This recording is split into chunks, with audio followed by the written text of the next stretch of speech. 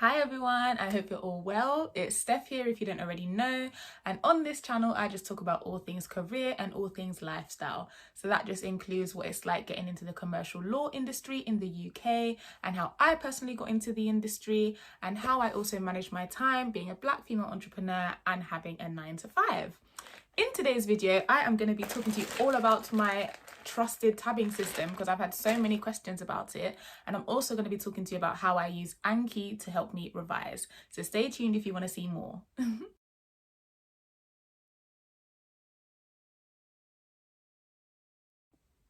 Okay, so as always, I'm going to include the timestamps of every section of the video on the side here and also in the description down below because this is meant to be helpful for you. I don't want you to waste your time listening to anything that is not going to be beneficial for you. So please do just skip to the relevant timestamps or listen to the whole video if that is what you need to do. In today's video, I'm going to split it into 3 sections. So in the first section, I'm going to be responding to some of the DMs and the questions that I got specifically on that video where I was talking about how I got a distinction in my LPC and how exactly I use my tabbing system and Anki to help me get there. So I'm going to be answering some of those questions. Then in the second section, I'm going to actually go into what my tabbing system was step by step. And I'm going to be using my BLP book again as an example, just to be consistent with the example that I'm using. But like I've said before, you can apply the system to every single module that you're doing. So don't worry that I'm just using BLP. It can be used for property, civil, criminal, whatever module it is you're doing, same systems can work. The third section, I'm actually going to show you how I would use Anki after every SGS and how I would find all of the information on the VLE and within my SGS notes and within the books as well to kind of help me fill out my Anki flashcards and how I actually revised using Anki. Cool, so the first question I got was, the tabs method you use seems so efficient. Would I be correct in assuming that you still had to make notes from your textbook, or did your tabs method render making textbook notes unnecessary? Okay, so to answer this question, I think it kind of goes back a little bit to what the essence of the LPC is. I've mentioned before that the LPC is very, very different to an undergraduate degree in the sense that your LPC is a lot more practical and it's a lot more about application. Your undergraduate degree, especially if you did law, would have been a lot more about the academics and making sure you can kind of synthesize different information and all that kind of stuff. For me, the LPC was not like that at all. So from the beginning, I already went in with the mindset that I wasn't going to be making notes. To kind of caveat that, what I would say is that if, and this is something that did happen a lot, I'll be honest, but if there was legislation that I just didn't really understand, maybe because of the way it was written, sometimes the legislation can be quite convoluted and stuff like that. So if it was something that I needed to just kind of understand in my own words or in my own language, then I would make kind of little notes next to what I'd already prepared for the SGS or for the workshop. But outside of that, no, I didn't actually make any notes from my textbook. And to just kind of put it into perspective for you, when I was doing my undergrad and I'd be kind of reading, 80 to 100 pages for a lecture and making notes, that is something that would probably take me about 4 hours to do to completion. You don't have that kind of time with the LPC to be spending 4 hours making notes on your textbook before you then spend 4 hours making notes for your SGS, before you then attend your 2-hour SGS. Like, it's too many hours. So practically speaking, no, I didn't make extra notes from my textbook, if that makes sense. But if there were things that I just didn't get or I just didn't understand, then of course, if I needed to kind of make 1 or 2 notes to just make sense of that, then I would. So the second question I got was, I really liked your video on the LPC, thank you very much. I was wondering if you made the list of topics and decided on colours before you began highlighting and attaching tabs. Yes, I did. So when I initially started the LPC, we were told by our tutors that we should come prepared to SGSs by making sure we kind of knew where the legislation was and making sure that it was just kind of easy to find for each SGS. So for me, I interpreted that to mean that I should just tab up every piece of legislation that I needed for a specific SGS. I didn't really assign colours to it in the beginning because I was just trying to be ready for each lesson so that if a tutor asked me a question, I could flip to the right legislation and answer it. When I got to my mock exams and I had half of my content kind of done, so I was revising for half the content, I realised that that wasn't a system that was going to work for me because it was just making me really overwhelmed and really stressed because I didn't know what any of the tabs meant. I'm not really too sure why, but a lot of my tabs were just yellow. I think that's maybe my go-to colour to go to. But it meant that all of the different topics would just seem to be yellow, so it didn't make any sense. So what I did once I realized that, or once I had like my mini breakdown where I just felt a bit overwhelmed with the fact that all of the colors were the same, was that I wrote down what each of the different topic areas were. I will show you later on how I kind of found out all of that information and how I broke down each of the topics, but I wrote them all down. And then I bought the pack of sticky tabs that I'm always talking about, and I assigned a specific sticky tab to each topic that I had broken down. And then I went back and I re-tabbed my books. So I removed all of the tabs that I had in there and started afresh from a blank slate and re-tabbed all the books. And that's what helped me. Next question, can I determine all the topics just by using the SGS titles, or is it broader? Yes and no. Unless they've changed the SGS titles, because obviously I did my LPC from 2019 to 2020. So I doubt they would have changed it too drastically, but unless they've changed the SGS titles, there are some titles which are kind of one topic that span across two SGSs. There are also some topics which are a bit more broad, so a bit more general. So to give you a really good example, you're going to have to do like a long form question in BLP, like your board minutes kind of question. That's something that spans across all of the modules that you learn in BLP, if that makes sense. So you need to know how to make up board minutes. You need to understand how to do a short form meeting, a long form meeting, a written resolution. That's all kind of general. And then you need to be able to understand the specific insert topics within it. So maybe share buybacks or directors' loans or substantial property transactions, etc.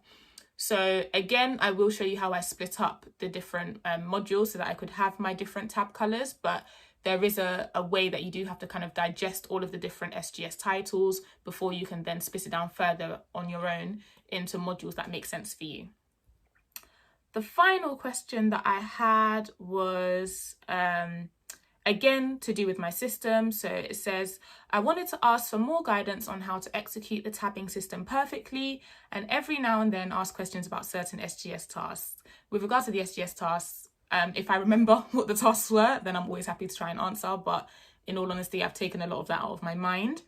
In terms of the guidance on how to execute the tabbing system perfectly, I'll first caveat that by saying nothing can ever be perfect. So I don't want you to be mad at me later if you try this and it just didn't really work. But I will go through step by step now how I broke down the topics for BLP and how exactly I assign colours and how I made the tabbing system, so that hopefully it makes a little bit more sense to you and then you can apply it for yourself.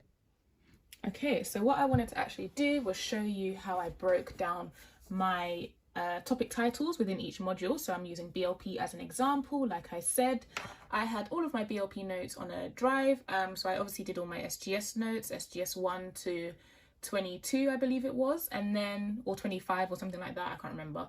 And then I also had my zones, and this was specifically for revision. So I'll show you on the BLP VLE the way they kind of split everything up. So if I go into business law and practice, obviously mine says 2019 to 2020 because that's when I did my LPC. Yours will have an updated date on it. If you go all the way down, there's a tab called revision. So in the revision tab, they then had different zones, and within each zone they kind of went through the key areas that a lot of people kind of struggled with, and also all of the topics that you needed to know. So I made all of my revision notes from this section after I had done all of my SGS prep.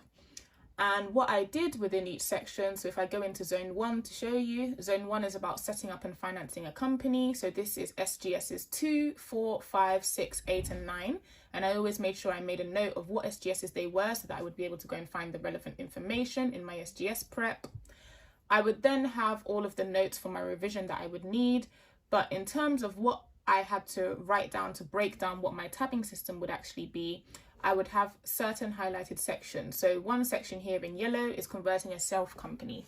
That means all of my tabs in my BLP book, which are in yellow, relate to converting a shelf company. So if I flip to this random tab here, the duty to notify the registrar of charges, that's one of the post-meeting acts that you have to do when you're converting a shelf company. And I know that because I know that from my tabbing system, yellow refers to converting a shelf company. Another colour that I had, so I've got green here, and that's for allotting shares. So that means that any green tab that I turn to, so if I turn to a random green tab, what have we got on here? Every company must keep a register of its members. So again, that's one of the post-meeting actions that has to occur when you're filling out an allotting shares board meeting resolution. Then I've got light green. So, okay. So this is where things kind of split up a little bit. For some topics, you might have to have subtopics within them. So for allotting shares, I had both dark green and light green. Now, the reason why I had both dark green and light green is for one of them, the dark green one, I looked at how to allot shares using a written resolution. For the light green one, I looked at how to allot shares using the normal process. So going through having your ordinary resolutions and your special resolutions and kind of just having the meeting called and quorum the ordinary way. So because there were two different ways that you had to do it, I had two different colours just so that I wouldn't be confused. So those are the three slot-ins I had for zone 1. So that's already three kind of subtopics that I have. One being converting a shelf company, the second being allotting shares, which I then split up into the two versions, either using a written resolution or doing it the ordinary way with ordinary resolution and special resolution. Then in zone 2, so zone 2 was all about directors. So in here, the topics that I had first of all were service contracts. So that was governed by section 188. I didn't actually have a tab for this, specifically just because there was only one thing that I needed to know for it, and that was just section 188. So because it was such a small section, I didn't put a tab for it. I only put tabs for things that were actually really, really big, and I would then forget, if that makes sense. I also actually studied company law at undergrad, so I already had quite a lot of knowledge in terms of how section 188 worked, and I just felt like it wasn't something that I needed to revise or remember because I already felt like I remembered it.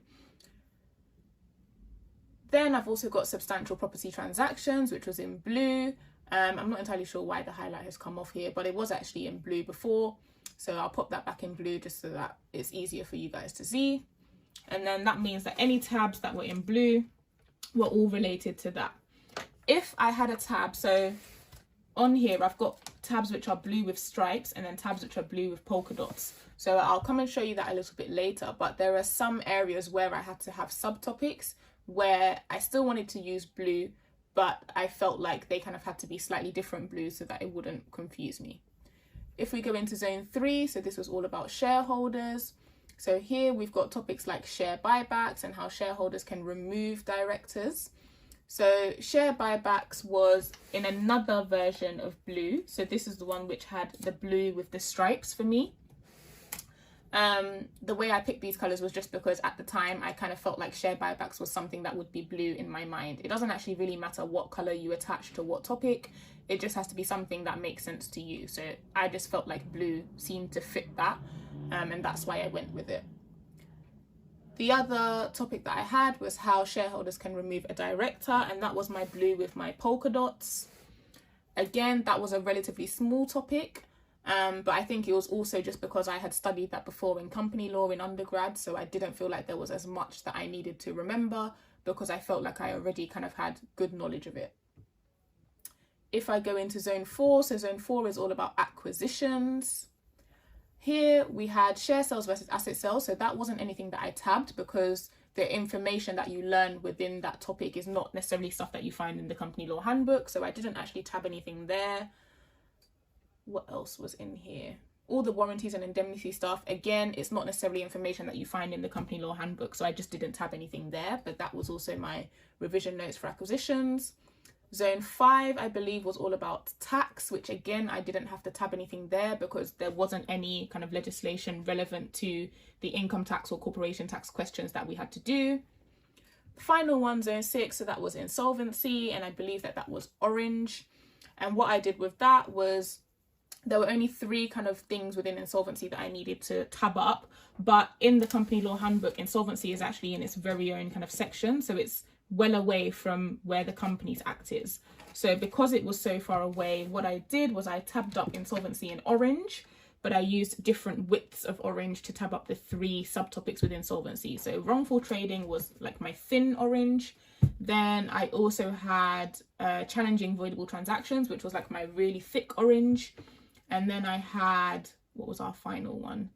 Schemes of arrangement. And that was my kind of medium size orange. So that is essentially how I broke up my subtopics for BLP. I will include a mini kind of slide now and also on my Instagram to just show you how I broke up my subtopics for all of my core modules. So BLP, property, criminal and civil.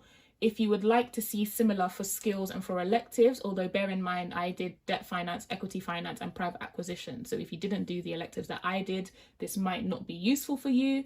But if you would like to see similar, do just send me a message and let me know and I can organise that. So in this final section, I'm going to be looking at how I actually used Anki after each and every SGS. Now with Anki, I split up my flashcards or my notes into the exact same subtopics that I had for my tabbing system. First of all, it was just so that it would kind of ingrain the tabbing system into my memory. But second of all, it was also just easier for me to not have to think of something else new to do, if that makes sense. So I just kept with the same system throughout. So here I'm using my Zone 1 revision notes to talk you through how I made my Anki flashcards. Now, the first thing that I would do is go through the revision notes that I have and convert those into questions that could be on Anki. So when you open up Anki and you kind of set up your account, it is free to set up on your laptop, like I mentioned before. I think you do have to pay if you want to download it on your phone. But like I said, if you are someone who revises on the go, then it is a very worthwhile investment. So I would definitely suggest paying for it if you do like to do it on your phone. I was just someone who liked to do it on my laptop and it does happen to be free here.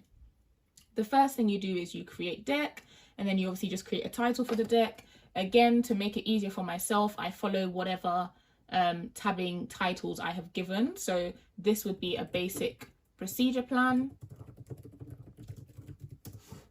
And now that is set up, so then you click on basic procedure plan and you click on add, and this allows you to then start adding in your flashcards. So the first thing that I would do, going back to my notes, is I would write down some of my questions. So for your basic procedure plan, there's your board meeting, then there's your general meeting, then there's your board meeting, and then there's your post meeting matters. So it's what's called the procedure plan sandwich for a lot of us who've done the LPC at BPP.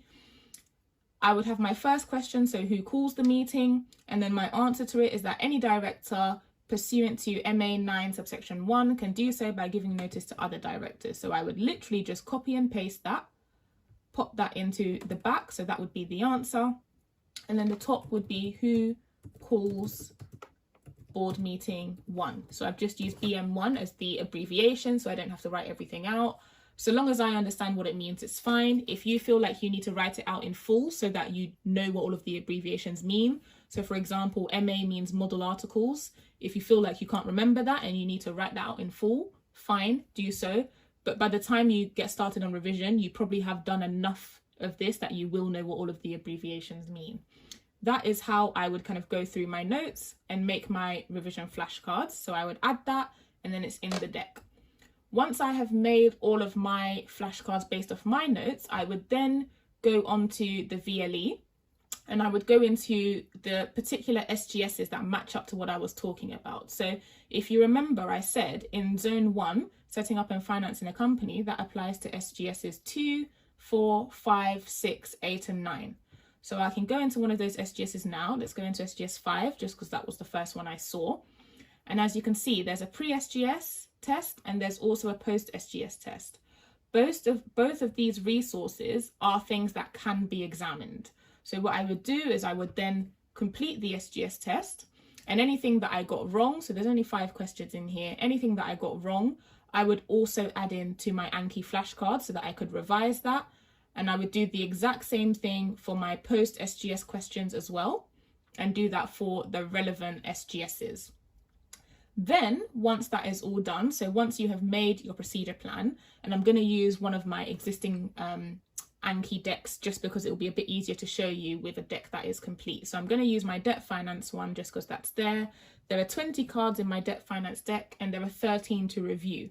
What that means is that there's an algorithm in Anki which assessed that the last time I revised this, which was quite a while ago to be fair, but the last time I revised this, I got 13 semi-right. So it took me a while to get them right, which means I need to review them because it's not ingrained enough in my long-term memory for it to be perfect. If there were any that I were learning, so learning is normally for the cards which you just get wrong. It means you either don't know it or you just haven't remembered it.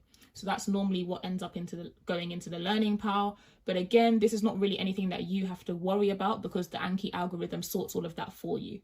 So you just click on study now, you get your questions. So I know from debt finance that this is an SGS1. What do I need to look out for when I'm amending a term sheet? Then I would try and think to myself, what's the answer? So you could either say it out loud or you could write it down if that's how you prefer to revise. When I was personally doing my revision, I would normally just say it out loud, just purely because there's a lot of writing to do on the LPC anyway. I didn't want to tire out my hands doing writing whilst I was revising as well. So I used to just say it out loud. But if you prefer to write, that's also fine. It doesn't really matter. Then you can show yourself the answer to then test yourself, see how many you got right. And you've got 4 options at the bottom to decide what you're going to do. So if you got it wrong, you would click again. If it took you a long time to work out the answer, but you did get it right, then you can click hard. If you got it, but again, it still took a little amount of time, but maybe not that long, you would click good. And if you got it straight away, you didn't even have to think about it, you click easy. Depending on which button you click, the Anki algorithm will then decide when to give the question back to you. So hopefully that makes a little bit of sense in terms of how to revise. So if you look at the bottom, we've got some figures as to when I'm going to get these cards back. So I've got 2.8 months for hard, I've got 11.6 months for good and 2.5 years for easy. Now, the only reason why my time frame is so long is because I haven't used Anki in a very long time. If you're using Anki consistently, so if you're using it daily or if you're using it weekly, then the time frames will adjust and it will say things like 2 days or 1 hour or 1 day or 1 week. So depending on how frequently you use the app as well, that is how frequently the algorithm will change and adapt to give you better revision. So hopefully you've now got a better idea of how to tab up your books and how to also use Anki to help you revise. As ever, if you have any other questions, do just reach out to me and let me know. I'd be happy to help in any way that I can.